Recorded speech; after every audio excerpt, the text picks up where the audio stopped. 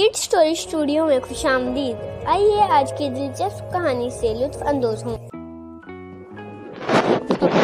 छोटे से गांव में दीनू नाम का एक कुम्हार रहता था। वो मिट्टी से इंतहाई खूबसूरत और मजबूत बर्तन बनाने में माहिर था। उसके बनाए हुए बर्तन न सिर्फ पूरे गांव बल्कि आसपास के इलाकों में भी बहुत मशहूर थे। एक दिन गांव के एक जमींदार ने दीनू के एक बर्तन की खूबसूरती से मुतासर होकर उससे छोटा सा खेत तोहफे भी दे दिया। दीनू का ये खेत मिल तो गया और उसे बहुत खुशी हुई, लेकिन मसला ये था कि वो सिर्फ बर्तन बनाने का माहिर था।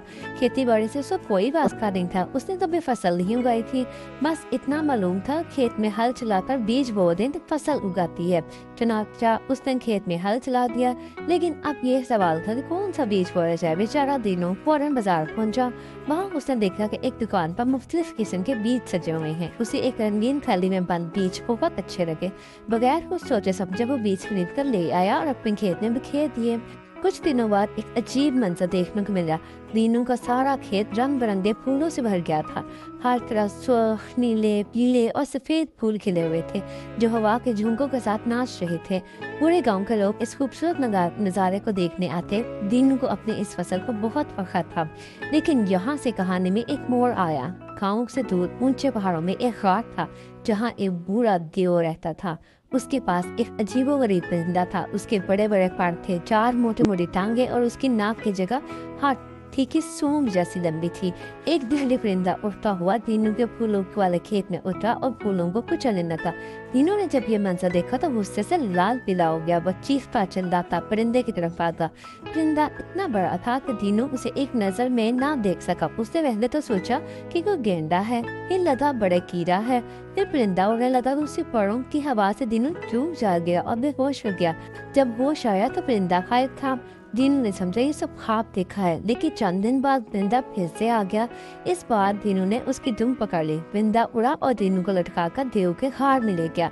बूढ़े देव ने दीनू की बेवकूफी पर खूब हंसते हुए उसे 2 मटके भरकर सुनहरी गंदम दी। दरहकीकत ये सोने के दाने थे, लेकिन बेवकूफ दीनू को ये अंदाजा न हो सका। वो घर आया और अपनी बीवी को ये गंदम दिखाए। दोनों ने सिपकाने, उबालने और कच्चा खाने की नाकाम कोशिशें की। आखिरकार बेजार होकर उसने कीमती गंदम कूड़े में फेंक दी। इत्तेफाक से एक औरत कोयले की तलाश में दीनू के कूड़े के पर आई। उसे सुनहरी गंदम मिली जो उसने सुनार को दिखाई। लालची सुनार ने फौरन पहचान लिया तो ये सोना है। उसने दीनू से पूछा तो उसने सारा वाक़या सुना दिया। सुनार ने दीनू को मजबूर किया कि उससे भी देव के पास ले चले। परिंदा फिर आया तो दोनों ने उसकी दुम पकड़ ली। हवा में ऊंचा उठते हुए सुनार के लालच ने उस तबाही को दावत दी थी। उसने दीनू से पूछा, बताओ एक मटके में कितना सोना आता है? दीनू ने जवाब देते हुए हाथ छोड़ दिए। दोनों नीचे गिर गए।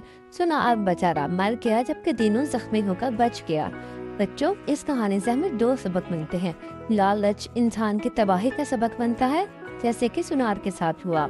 दूसरा, इल्म ना होने की सूरत में कीमती चीजों की भी कोई कदर नहीं होती, जैसे दीनू ने सोने की गंदम को कूड़े में फेंक दिया। आखिर में दीनू अपने सादगी से ही खुश था और फिर से अपने कुम्हार के काम में मसरूफ हो गया और उसके फूले वाले खेत की खुशबू पूरे गांव में फैल गई। देव का परिंदा कभी कभार आता और फूलों से लुत्फ अंदोज हुआ, लेकिन अब दीनू उसे बधाने के बजाय खुशी से उसके आने का इंतजार करता था।